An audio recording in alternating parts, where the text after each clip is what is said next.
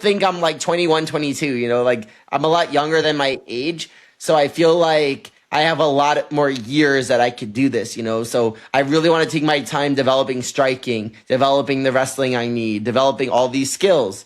And again, I promise you, if I could develop these and it's sufficient, I'll be out there in UFC. I'll do all these things at 125. Not going heavier than that. F that. Those guys are crazy.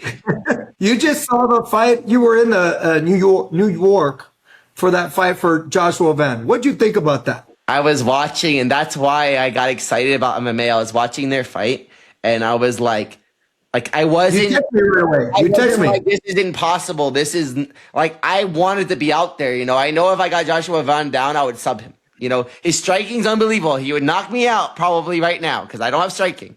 But if I have sufficient striking and I have enough wrestling, because I am very strong for that weight class, I do believe I have enough jiu-jitsu to submit Joshua Van immediately when I bring him to the ground.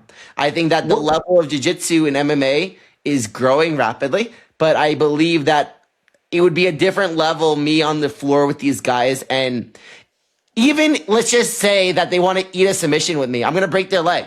And then they're going to strike. Maybe my shitting... I like my odds with my shitty striking if they have a broken leg. You know what I mean? Let them strike with me if their leg's broken.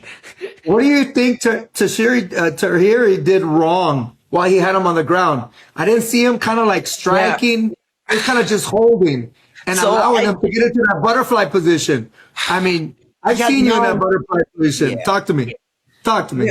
Yeah, so I was watching the fight and I was going crazy because I wanted to take over for the Japanese guy. Like, I'm like, let me in there right now, because he was smashing him. He was getting mount. He was like, Joshua Van is developing his game very well. Like, it's going to take him a lot more years to develop jiu-jitsu in those spots. But a big thing I've watched with the MMA guys, they're really good at taking people down, but their submissions aren't really that good in that level. You know, they're good at getting people down.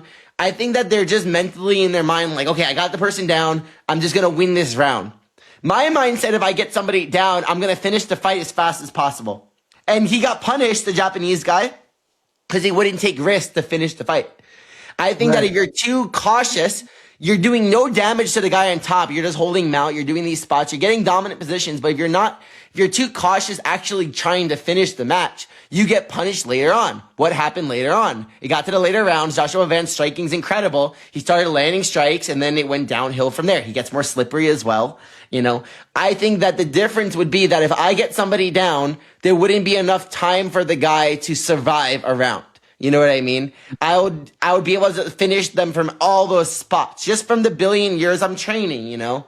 So I think that would be a major advantage for us at 125, especially. Again, just to put into perspective, when I did 125 in jiu-jitsu, I'm undefeated in that weight class. I'm Khabib of that weight class. I never lost a match.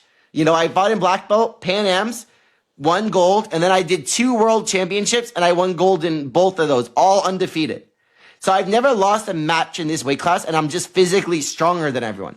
So if I get anyone down at 125, I believe I could finish them. Not to sound cocky, I'm just very confident in my ability because I've grappled with the best people in the world at 125.